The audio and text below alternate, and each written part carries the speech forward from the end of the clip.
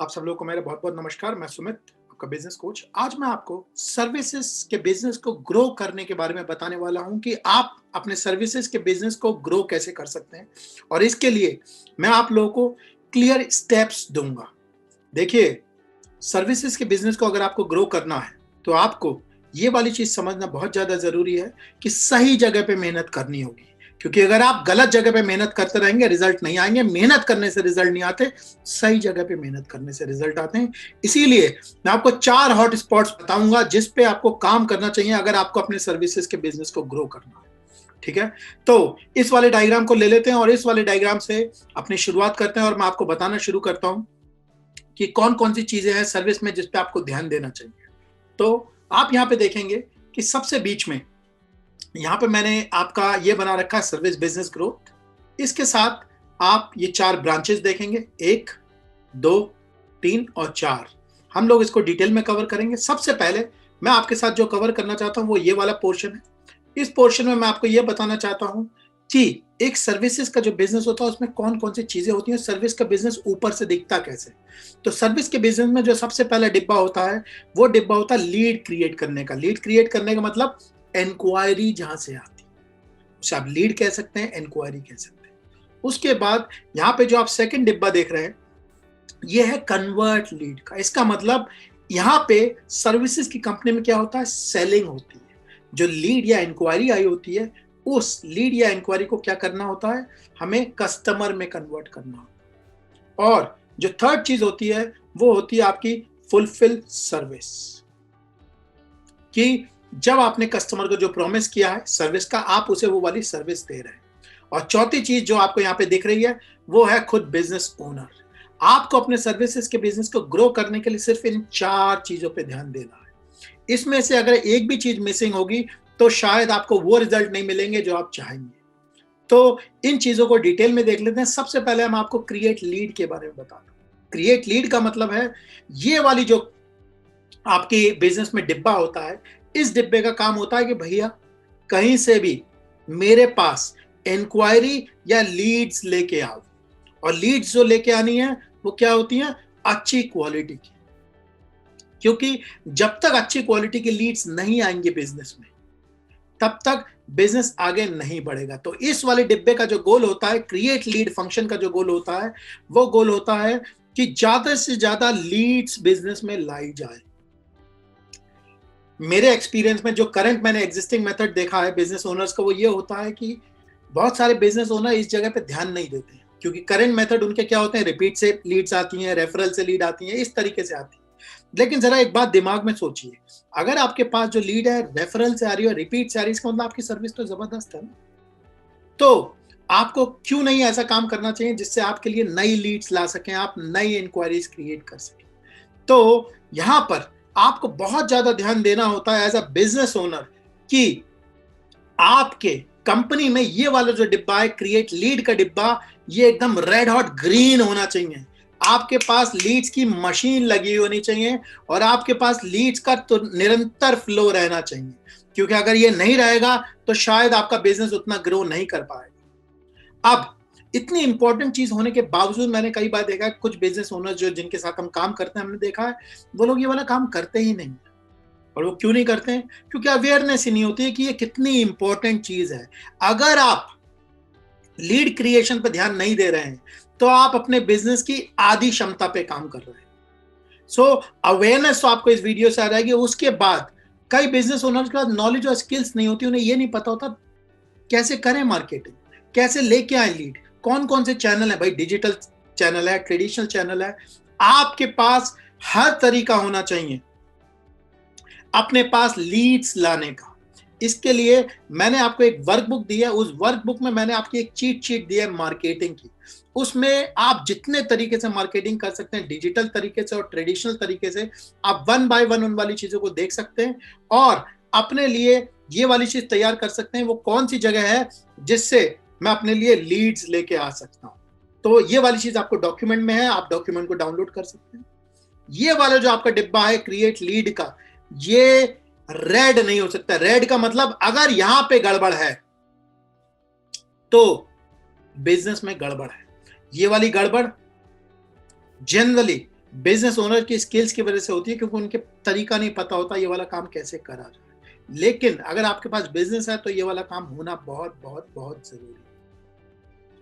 जो सेकंड चीज है, एक बार जब आपके पास इंक्वायरी आ गई तो आपके पास लीड कन्वर्ट करने का मैकेनिज्म होना चाहिए। लीड कन्वर्ट करने का मतलब क्या है? जो इंक्वायरी आई है वो आपकी कस्टमर बननी चाहिए। सो कन्वर्ट लीड वाला जो डिब्बा है, इसका मकसद ये है कि भाई ज्यादा से ज्यादा इंक्वायरीज और लीड्स को कस्टमर में कन्वर्ट करो। जनरली मैंने देखा यहाँ पे काम होता है, लेकिन टाइट तरीके से काम नहीं होता है। अगर आपको इस चीज में सही से काम करना है तो आपके पास सेल्स प्रोसेस होना चाहिए, आपके पास सेल्स स्क्रिप्ट होनी चाहिए। वेल डिफाइंड सेल्स प्रोसेस क्या करता है? सारे स्टेप्स बताता है कि भाई लीड आएगी तो हम उससे कैसे बात करेंगे, उसके बाद हम उसे कैसे स्टोर करेंगे, उसके बाद अगर उसने कहा कि मैं आपसे बाद में बात करूंगा तो उसके लिए हम क्या स्टेप लेंगे। सेल्स प्रोसेस डिफाइन होना चाहिए, क्योंकि अगर ये प्रोसेस डिफाइन नहीं होगा तो हर आदमी अपने तरीके से काम करेगा और आपकी जो कंपनी है वो पीपल डिपेंडेंट बनेगी। दूसरी चीज, आपके पास सेल्स स्क्रिप्ट होनी चाहिए। सेल्स स्क्रिप्ट होने का मतलब यह है कि हर सेल्समैन आपका एक ही तरीके से बात करे आपके कस्टमर से। जब आप ये वाला काम करते हैं तो आपकी जो सेल होती है वो सेल्समैन डिपेंडेंट ना होकर स्क्रिप्ट डिपेंडेंट हो जाती है। मतलब कि किसी भी आदमी को लगा दो यार, हमारे पास तो सेल्स की स्क्रिप्ट है, वो ये पढ़ेगा बोलेगा और हमारी सेल्स का कन्वर्जन है वो उसी तरीके से होगा।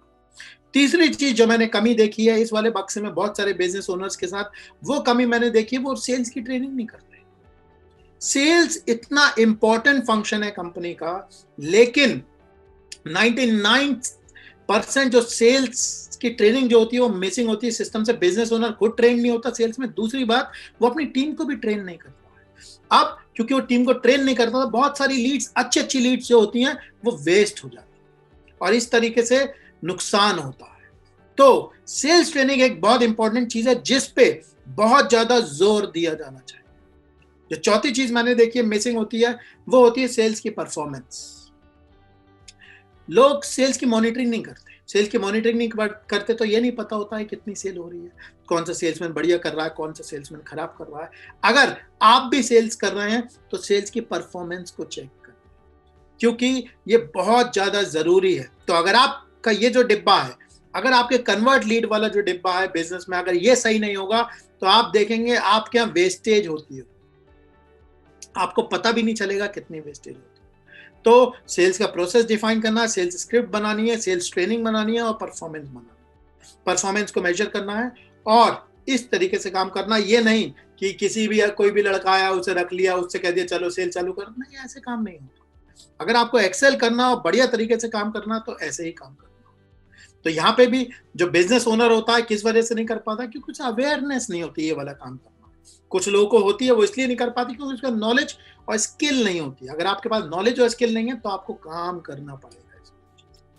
आप मालिक हैं, इसका मतलब ये नहीं है कि आपकी कोई अकाउंटेबिलिटी नहीं है। आपकी अकाउंटेबिलिटी अपने आप को, भाई अगर आप कुर्सी पे बैठे हैं मालिक की, तो आपका फर्ज है कि मालिक की कुर्सी पे बैठा हुआ आदमी वो सारे काम करे जिससे जो एक तगड़ा बिजनेस ओनर करता है। तो इसके लिए आपको स्किल्स चाहिए, नॉलेज चाहिए, क्योंकि अगर आपके पास ये चीजें नहीं होंगी तो आप आगे नहीं बढ़ेंगे। थर्ड चीज वो होती है आपकी, जब आपकी इंक्वायरी आ गई, इंक्वायरी के बाद आपने उसे कस्टमर बना लिया, फिर क्या हुआ? Fulfil service. इसका मतलब आपने कस्टमर से जिस सर्विस के लिए प्रॉमिस किया है, आप वो वाली सर्विस उसे फुलफिल करके दे रहे हैं। अब यहाँ पे जो काम होता है वो काम ऐसा होता है कि जब आप ये वाली चीज सही करते हैं तो आपका रिपीट और रेफरल, ये जो आप RNR देख रहे हैं, ये रिपीट एंड रेफरल है। आपके रिपीट बिजनेस और रेफरल बिजनेस पे काम होता है। और आप देखेंगे बहुत सारे बिजनेस ओनर जो होते हैं वो अपना टाइम सर्विस फुलफिल करने में लगा देते हैं और अपना सारा समय यहाँ पे बिता देते हैं। जब वो अपना सारा समय यहाँ पे बिताते हैं तो ये जो मेन एक्टिविटी है, कन्वर्ट लीड और क्रिएट लीड वाली एक्टिविटी पे काम नहीं होता है। इसलिए बिजनेस जो है वो रिपीट और रेफरल से चलता है।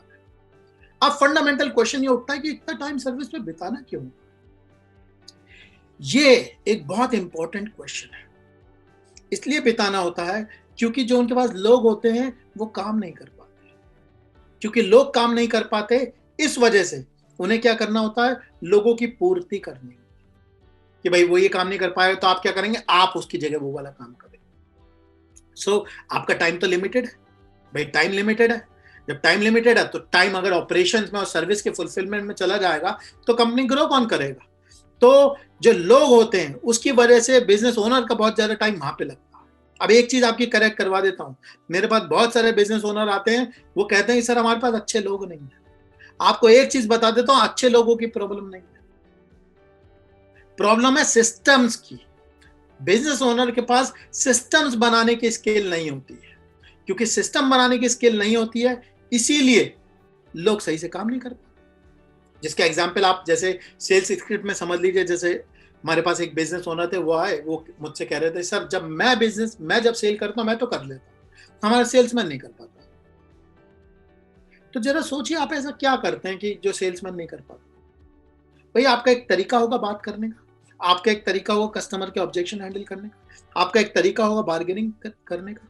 वो सिस्टम अगर आप बना लेंगे, उसे सेल्स स्क्रिप्ट की फॉर्म में डाल देंगे तो दूसरा आदमी भी काम कर लेगा। मैं ये मान सकता हूं कि भाई आपका जो रिजल्ट है हो सकता है 90%, लेकिन उसका 80% आ जाए। तो लोगों की दिक्कत नहीं है, जो रूट कॉज है वो है बिजनेस ओनर की स्किल्स, क्योंकि सिस्टम बनाने की स्किल नहीं है तो इसलिए क्या करते हैं, लोग काम नहीं कर पाते। अब लोग काम नहीं कर पाते तो बिजनेस ओनर को खुद काम करना पड़ता है, और वो इस चक्के में घूमता रहता है, घूमता रहता है, घूमता रहता है, और बिजनेस में काम करता है, बिजनेस पर काम नहीं करता। अगर बिजनेस को ग्रो करना है तो आपको क्या करना पड़ेगा, बिजनेस पर काम करना पड़ेगा। तो इसी के साथ हम अपनी चौथी चीज पे चलते हैं, वो है बिजनेस ओनर की 2 स्पेशलिटी होनी चाहिए सर्विस बिजनेस ओनर की। बहुत ही तगड़ी उसकी स्किल्स होनी चाहिए, टाइम मैनेजमेंट की और प्रोडक्टिविटी, क्योंकि यहां पे गड़बड़ नहीं हो सकती, क्योंकि टाइम मैनेज करना एक बहुत इंपॉर्टेंट एसेंशियल एलिमेंट होता है बिजनेस ओनर्स का। जो दूसरी चीज है जिसमें उनके पास बिजनेस स्किल होनी चाहिए, वो होनी चाहिए सिस्टम्स बनाने की, लोगों को इस्तेमाल करने की, पीपल एक्सीलेंस क्रिएट करने की, और डेटा पढ़ने की। ये स्किल्स ना होने की वजह से सिस्टम, पीपल एक्सीलेंस और डेटा मॉनिटरिंग की स्किल्स ना होने की वजह से वो हमेशा बिजनेस के ऑपरेशंस में फंसा रहता है, क्योंकि सिस्टम्स नहीं होते हैं तो लोग काम नहीं करते, लोग काम नहीं करते तो वो करता है। इसीलिए आपको ये वाली कड़ी तो तोड़नी पड़ेगी। इसके लिए मैंने आपका एक वीडियो बनाया हुआ है जो आपको दिख रहा है यहाँ पे स्क्रीन पे, बिजनेस की जेल से कैसे बाहर निकले। ये वीडियो आप देख सकते हैं। इसके अराउंड मैंने आपका एक वीडियो और बना रखा है जो कि आपको ये बताता है कि जो आपका सर्विसेज का बिजनेस है, उस बिजनेस में आपको ग्रोथ प्लान कैसे बनाना है और उसकी मार्केटिंग कैसे करनी है। उसका लिंक आपको यहाँ पे दिख रहा है स्क्रीन पे, तो आप ये दोनों वीडियो देख सकते हैं।